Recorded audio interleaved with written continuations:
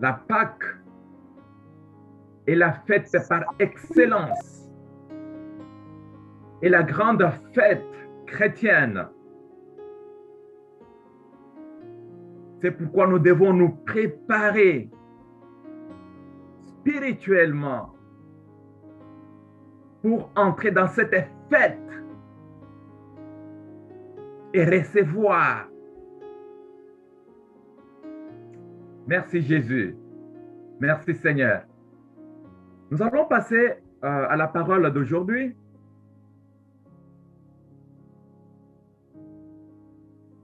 Aujourd'hui, je vais vous parler d'un enseignement de Jésus. Jésus prêchait, il évangélisait et il enseignait. Les trois choses ont une grande différence. Mais malheureusement, dans nos églises d'aujourd'hui, vous allez trouver une personne, il est évangéliste, il est enseignant, il est prédicateur, il occupe tout. Ce qui n'est pas possible. Alors, je voulais juste vous donner quelques différences. Parce que je vous parle d'un enseignement de Jésus. Alors, je disais que Jésus prêchait. Prêcher, c'est parler de la parole de Dieu pour édifier, pour sauver, pour éduquer.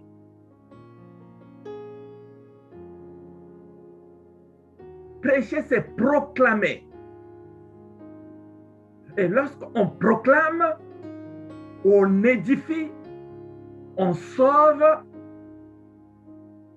et on est en train de bâtir. Alors, je disais que Jésus enseignait aussi. Un enseignement, c'est aussi parler au nom de la parole de Dieu, mais dans le but de former, dans le but de transmettre la connaissance. Donc Jésus formait, c'est ainsi qu'il a formé les 12 ou les 72. Jésus transmettait la connaissance qu'il avait, la connaissance d'en haut, la connaissance par excellence. Les disciples, à ses disciples, il les enseignait. Tout le temps, il les enseignait. Aux pauvres et aux petits, il les prêchait souvent, mais avec quelques enseignements par-ci par-là. Parce qu'aux autres, à la foule, il devrait les édifier, il devrait sauver ces gens-là par une prédication. Alors le message d'aujourd'hui concerne un passage dont Jésus enseigne.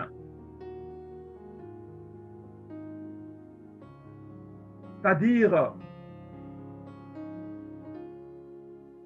il parlait de la parole de Dieu dans le but de former, dans le but de transmettre sa connaissance. Le thème de mon message aujourd'hui est intitulé « Entrez par la porte étroite ».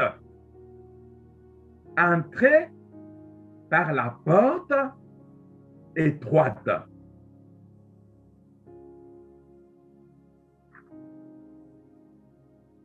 Nous allons lire dans Luc chapitre 13,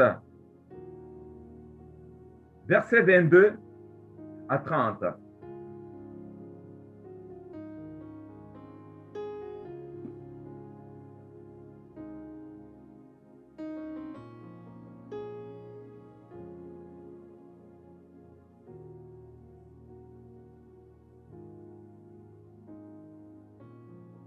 Luc chapitre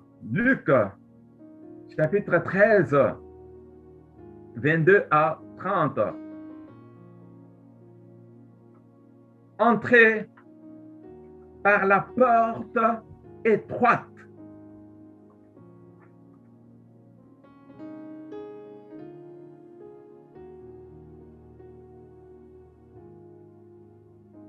Nous lisons la parole de Dieu.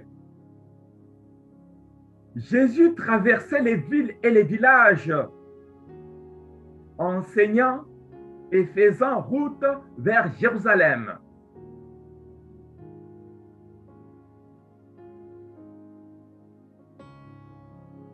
Jésus traversait les villes et les villages, enseignant,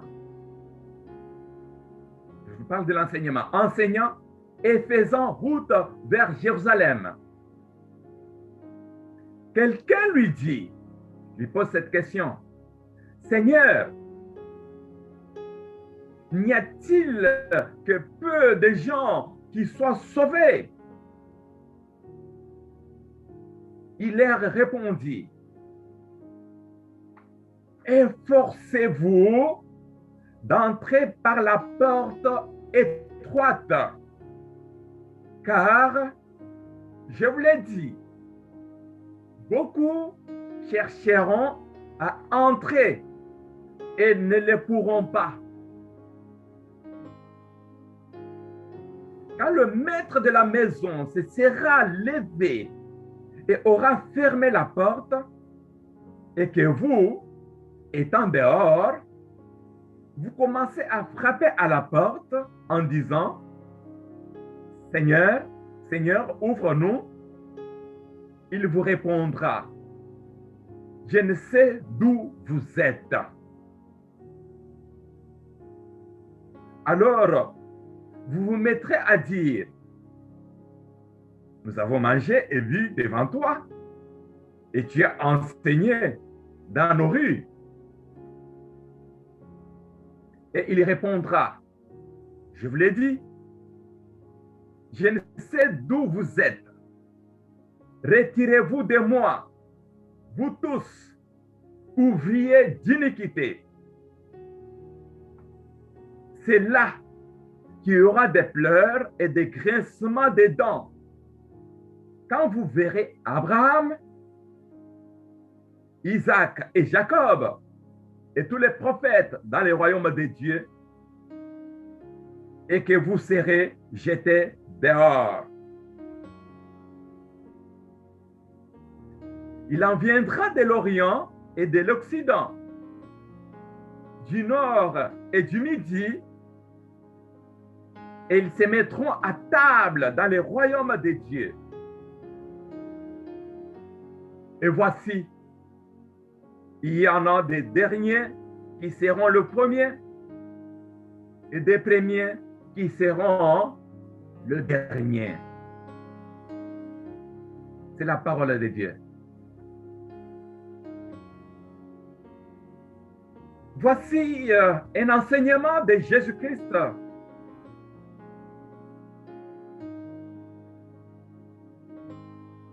Des passages dans les villes et villages vers Jérusalem. Jérusalem qui est la capitale économique, politique et religieuse.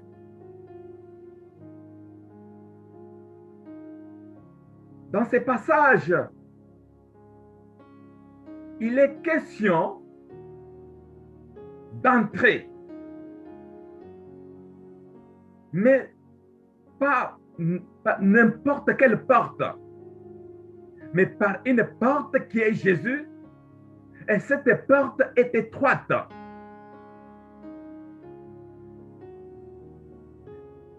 Une porte étroite est une porte qui a peu de largeur. Elle est autrement dit petite. C'est une porte qui est limitée.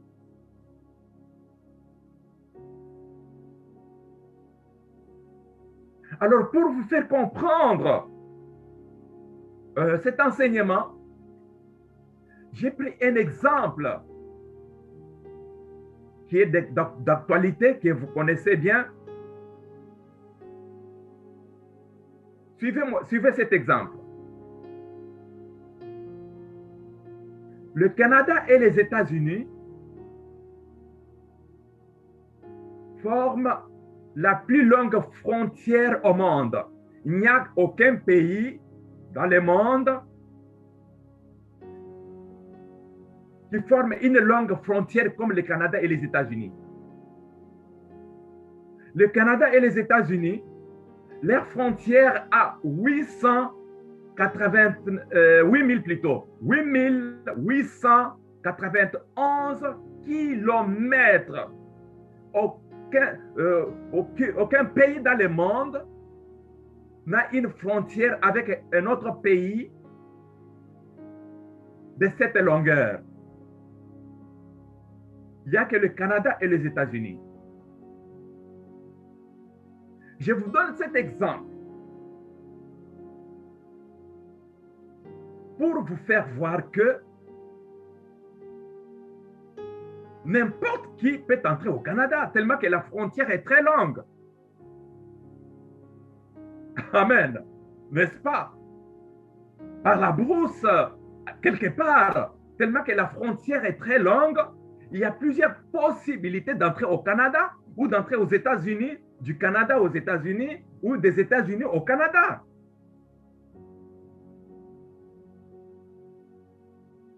Mais la loi ne le permet pas.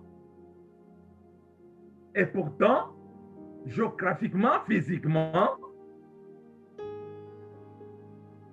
n'importe qui peut entrer au Canada par quelque part. Mais ce qui est autorisé pour entrer, on entre par ce qu'on appelle par les points d'entrée. Et nous avons plusieurs points d'entrée au Canada et plusieurs points d'entrée aux États-Unis, que nous appelons la frontière. Mais la frontière est très longue. Mais par là où nous passons, nous appelons sa frontière, mais ça s'appelle en immigration les points d'entrée. Nous avons plusieurs points d'entrée. L'aéroport est un point d'entrée. Par les bateaux, les maritimes est un point d'entrée aussi. Par la frontière que nous connaissons, c'est un point d'entrée. Lorsque nous entrons par les points d'entrée, on est dans les règles. Mais hélas, lorsqu'on arrive au point d'entrée au Canada, on peut ou ne pas entrer. On peut être refusé, exclu, refusé par les agents qu'on appelle des services frontaliers. Les gens qu'on rencontre lorsqu'on entre au Canada, ce ne sont pas des agents d'immigration, non, non. On rencontre les gens là habillés comme des policiers, ce sont les agents des services frontaliers. Ce sont ces gens-là qui accueillent, qui vous écoutent, qui consultent les documents et qui vous ordonnent maintenant d'entrer au Canada pour l'immigration. Et on appelle ces choses les points d'entrée. Il y a des gens qui sont refoulés au point d'entrée. Soit parce qu'ils ne sont pas en ordre, parce que leurs documents sont suspects, soit l'histoire n'est pas compatible, alors ils sont refoulés.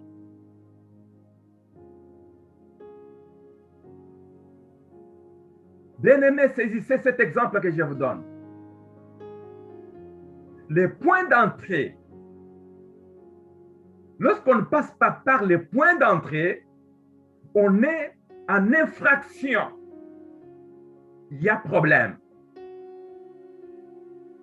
Même, je viens de le dire, même lorsqu'on se présente dans les points d'entrée, on peut ou ne pas entrer. Parce que les agents des services frontaliers, c'est à leur discrétion d'examiner, de regarder, d'observer la personne, d'étudier les documents et d'autoriser l'entrée au Canada. Je vous donne cet exemple parce que nous venons de lire aujourd'hui. Dans le verset 24, Jésus dit ceci: efforcez-vous d'entrer par la porte étroite. Ah! Efforcez-vous d'entrer par le point d'entrée. Efforcez-vous d'entrer par la porte étroite. Car, je vous l'ai dit, beaucoup chercheront à entrer et ne le pourront pas.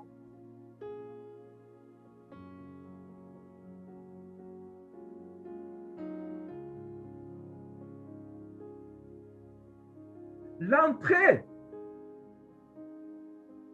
à la porte étroite, la porte qui est le même Jésus le Seigneur, l'entrée à cette porte ne se négocie pas. Si tu peux même négocier au point d'entrée à la frontière, mais avec le Seigneur, l'entrée à la porte étroite ne se négocie pas. L'entrée à cette porte étroite est soumise à des conditions. Donc, il faut être en règle. Comme il faut être en règle pour passer par le point de passage et entrer au Canada à travers une frontière. Donc, on est en règle, sinon on est refoulé. Enregistrez ces termes. Sinon, on est refoulé. Il est dit ici, car, je vous l'ai dit, beaucoup chercheront à entrer et ne le pourront pas. Autrement dit, ils seront refoulés. Et il est dit, et alors vous direz, Maître, nous avons mangé et bu devant toi, et tu as enseigné dans nos rues. Jésus dit, je ne sais d'où vous êtes, retirez-vous de moi, je vous refoule, retirez-vous de moi.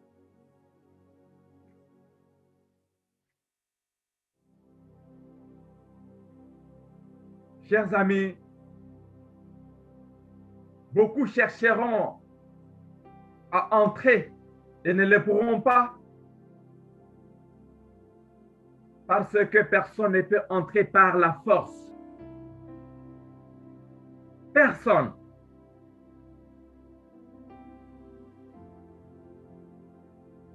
Jésus est le plus fort. Vous pouvez être même 10 milliards. Mais lui, avec un seul doigt, vous allez échouer. Vous êtes des milliards. Hein? On ne peut pas entrer par force. Beaucoup chercheront à entrer et ne le pourront pas parce que personne ne peut entrer chargé des fardeaux. Personne ne peut entrer chargé des fardeaux. Dans verset 27, il est dit ceci, et il répond, je vous l'ai dit, je ne sais d'où vous êtes, retirez-vous de moi, vous tous, ouvriers d'iniquité. Ouvriers d'iniquité, c'est-à-dire ouvriers pécheurs.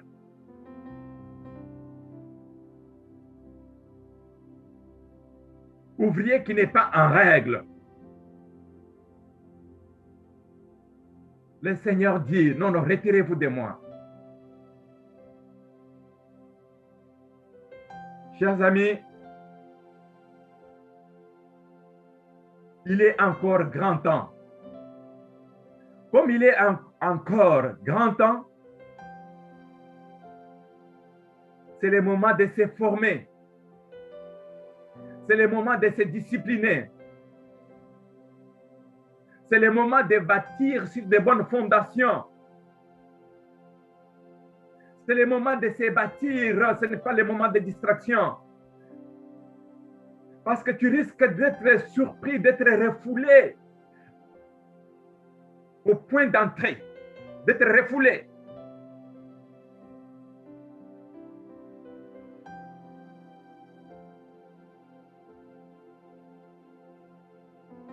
Si tu es incapable,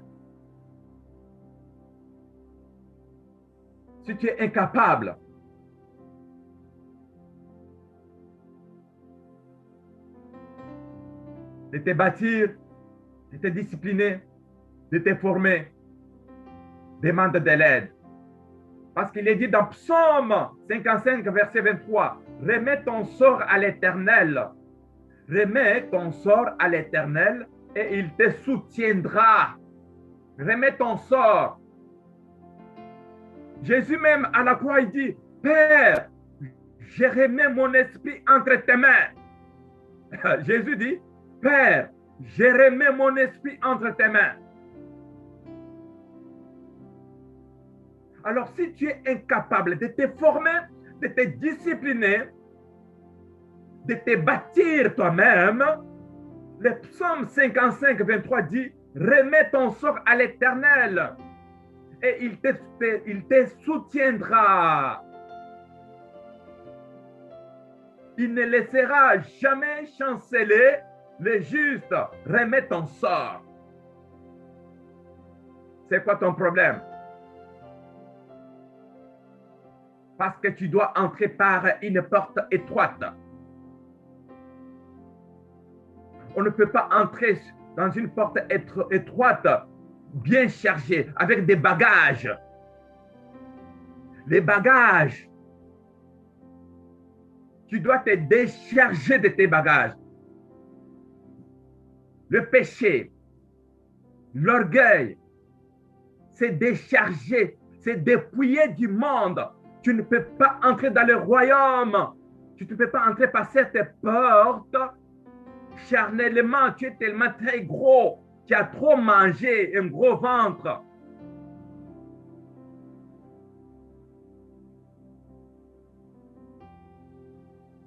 Tu dois te dépouiller, dégraisser pour entrer par cette porte. La porte étroite. Pas avec des bagages, mais être chargé.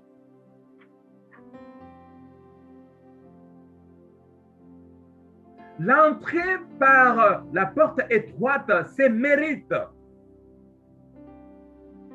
La parole est très claire aujourd'hui. L'entrée par cette porte, c'est mérite. Si tu ne les mérites pas, tu n'entres pas non plus.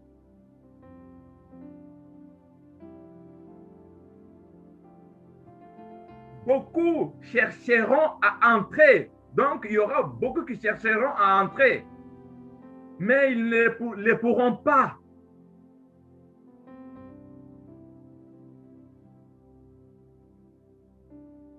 Chers frères et sœurs, notre Seigneur est très heureux de prendre nos fardeaux sur ses épaules. Venez à moi, vous tous qui êtes chargés sous le poids de vos fardeaux. Et moi, je vous procurerai le repos. Venez à moi. Notre Dieu est très heureux de prendre nos fardeaux, et de nous donner la force quotidiennement dont nous en avons besoin. Décharge-toi. Décharge-toi de tes inquiétudes. décharge-toi. Il est prêt pour donner de nouvelles forces chaque jour et continuer la marche.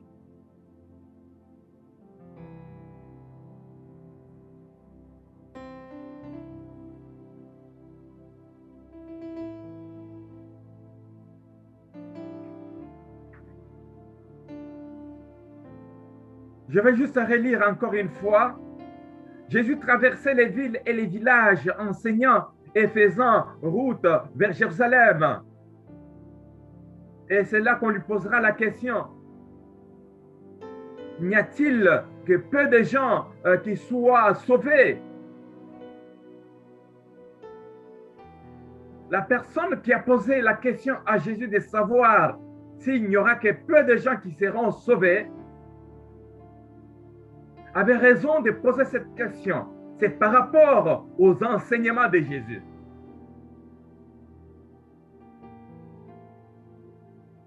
Ceci prouve que la personne avait compris quelque chose.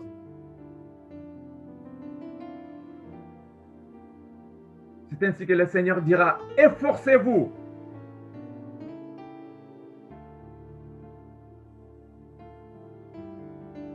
Efforcez-vous.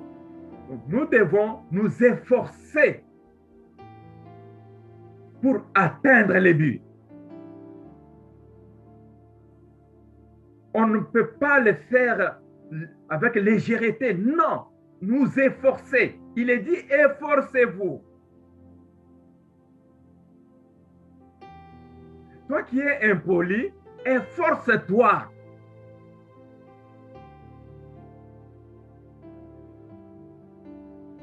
Toi qui es orgueilleux, efforce-toi. Lorsque le Seigneur dit efforcez-vous, c'est parce que ces choses existent et on est là-dedans. Mais est-il que efforçons-nous, efforçons-nous pour entrer, pour mériter d'entrer par la porte étroite.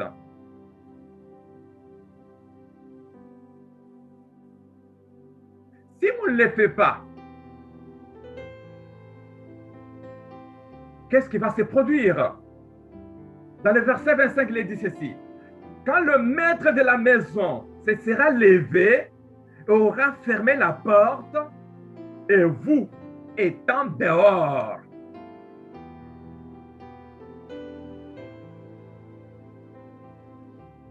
vous commencerez à frapper à la porte en disant, Seigneur, Seigneur, ouvre-nous. Et il vous répondra, je ne sais d'où vous êtes. Je ne sais d'où vous êtes.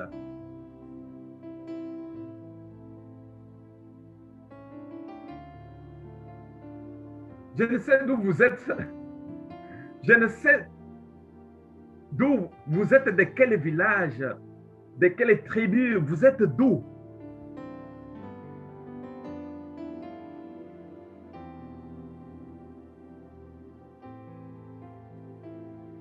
Dans le verset 28, il y a quelque chose. Il dit, c'est là qu'il y aura des pleurs et des grincements des dents. Quand vous verrez Abraham, Isaac et Jacob et tous les prophètes dans le royaume de Dieu, et que vous serez jetés dehors. Oh, bien-aimés dans le Seigneur, écoutez-moi bien. Les gens qui seront jetés dehors,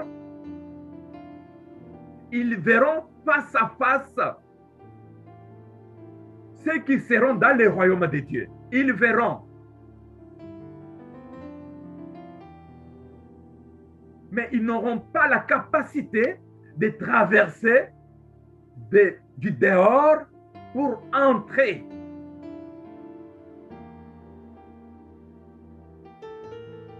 Et à distance, ils verront Abraham, ils verront Isaac et Jacob en train de fêter dans le royaume.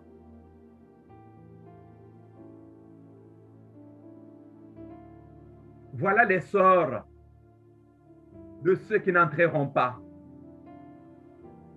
Voilà les sorts qui est réservé à ceux qui resteront dehors, à l'extérieur de la maison, parce que la porte sera déjà fermée.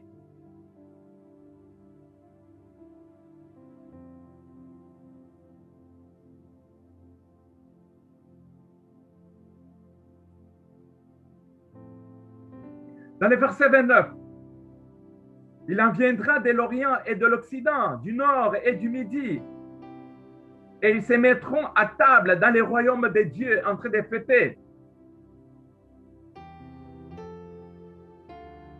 Mais ceux qui sont dehors, à l'extérieur, ils seront dans le grincement des dents. Ils verront à distance comment les autres sont en train de fêter. Il dit, ils se mettront à table dans les royaumes de Dieu. C'est comme si les autres sont déjà liés, ligotés. Ils ne peuvent pas jouir de la table dressée pour les élus. Ligotés.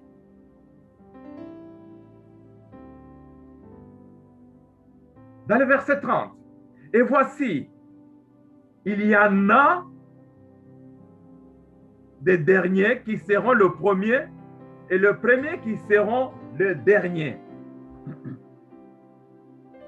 Je vais vous lire dans cette version.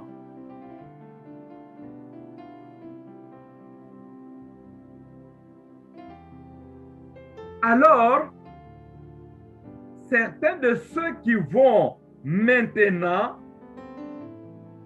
le dernier seront le premier, et d'autres qui sont maintenant le premier seront le dernier. Voici comment Jésus termine son enseignement avec ce verset qui nous dit que le dernier sera le premier et le premier sera le dernier. Qui sont le premier? Qui sont le dernier?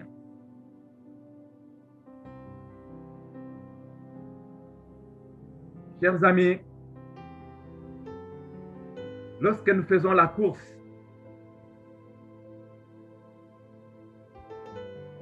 toi tu quittes à 8 heures dans une course pour faire 10 km. Et moi, je quitte à midi. Dans la réalité, c'est celui qui quitte le premier qui arrivera en premier, oui ou non? Celui qui quitte le dernier, c'est lui qui arrivera en dernière position. Mais qu'est-ce que ce verset vient chercher dans ma vie, dans ta vie? Le premier, ce sont ceux qui se croient le premier sur la terre, dans la vie, qui se battent, qui veulent à tout prix gagner, qui veulent à tout prix être le premier. Quand le marque des autos sort, il veut être le premier. Une maison, à tout prix. À tout prix être premier dans telle chose, et ainsi de suite. Sans se préoccuper de la vie spirituelle. À tout prix gagner l'argent. Par le sang, m'en fous, pourvu que j'ai l'argent. Par la sorcellerie, par la magie, je m'en fous, pourvu gagner l'argent, que je vive, être premier. Ce sont ceux-là, ces premiers-là seront les derniers. Autrement dit, ils ne profiteront pas de la récompense, parce que le dernier, il se prépare. Ils prennent de leur temps. Ils prennent de leur temps en se conformant à la parole. Et en se conformant à la parole, ils peuvent prendre beaucoup de temps. Ils vont doucement, mais sûrement. Ils ont donné de leur temps pour le Seigneur. Ils ont donné de leur temps pour la parole.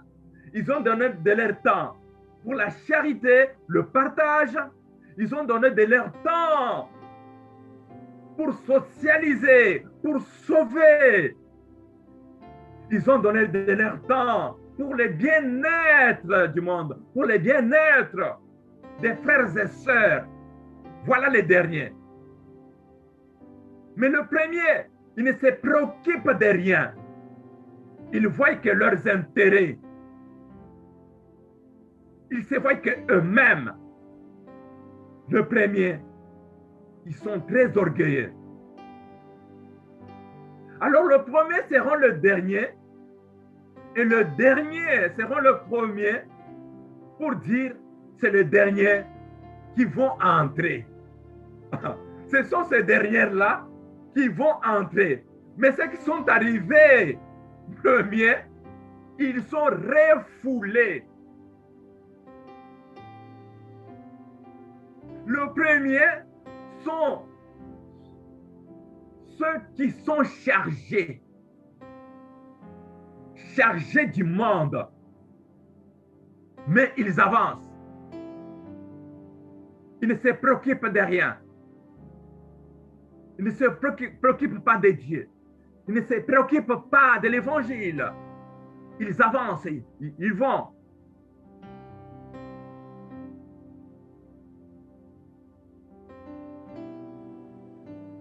Chers amis, Dieu mettra le premier dans le royaume.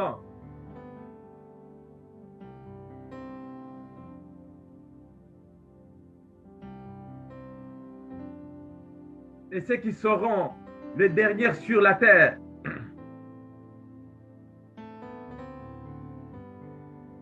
Ce sont ceux-là qui sont le premier.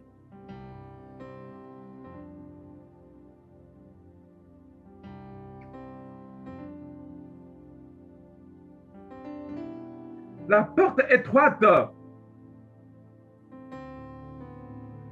et le scanner de Jésus. C'est comme passer par un scanner. C'est comme passer par un checking. Comme ce qui se passe à l'aéroport pour entrer dans l'avion. Tu passes par un checking.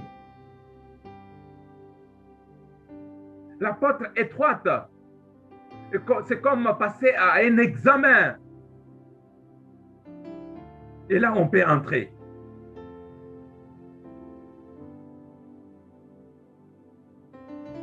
Chers amis, on ne peut pas entrer par n'importe quelle porte. Il faut entrer par la porte, la véritable porte, qui est le Seigneur lui-même, la porte du royaume, la porte de la bergerie.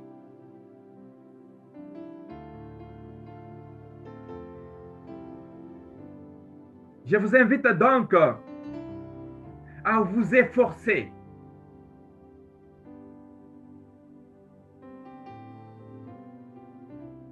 Efforcez-vous d'entrer par la porte étroite. Efforcez-vous, chers frères et sœurs. Efforce-toi dans ta faiblesse. Dans ce que tu dis là que voilà ma faiblesse. N'est-ce pas, tu dis, voici ma faiblesse. Alors, efforce-toi dans ta faiblesse.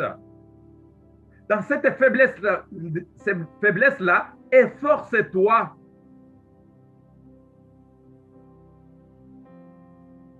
En remettant ton sort à l'Éternel, comme dit dans le psaume 55, 23. Et il est dit aussi dans Ésaïe chapitre 10, 27, en ce jour, son fardeau sera ôté de dessus ton épaule. Je répète, Ésaïe 10, 27. En ces jours, son fardeau sera ôté de dessus ton épaule et son joug de dessus ton cou. Et la graisse fera éclater les jougs. Oui, chers frères et sœurs, la vie est dure. Et les fardeaux pèsent tellement sur nos épaules. Il y a risque que vous ne puissiez pas les supporter. Il y a risque. Mais vous n'êtes pas obligé de les porter seuls. Vous n'êtes pas obligé de les porter seuls. C'est ça la vérité. Le Seigneur est là pour nous soutenir. Le Seigneur est là. Lorsque tu portes, tu cherches à porter seul tes fardeaux, ça va peser trop. Tu vas même échouer de marcher parce que ça pèse. Le Seigneur est là pour nous soutenir. Le Seigneur est là comme notre soutien. Le Seigneur est là comme notre sauveur. Le Seigneur est là pour nous faire du bien. Dit-il, venez à moi, vous tous qui êtes chargés sous le poids de vos fardeaux. Et moi, je vous procurerai le repos.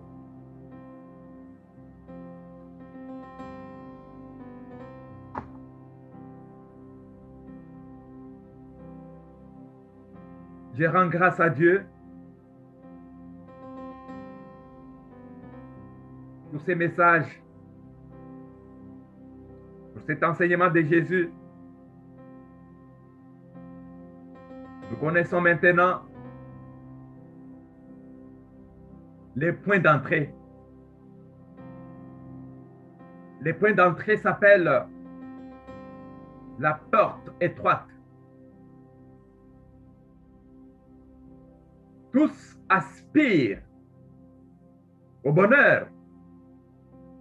Le bonheur qui est dans l'autre côté. Mais beaucoup chercheront à entrer. Mais ils ne pourront pas.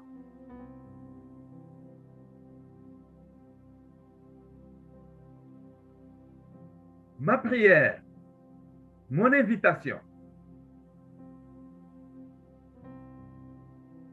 est de vous demander de vous efforcer d'entrer par la porte étroite, d'entrer par le Seigneur. Que mon Dieu vous bénisse. Amen.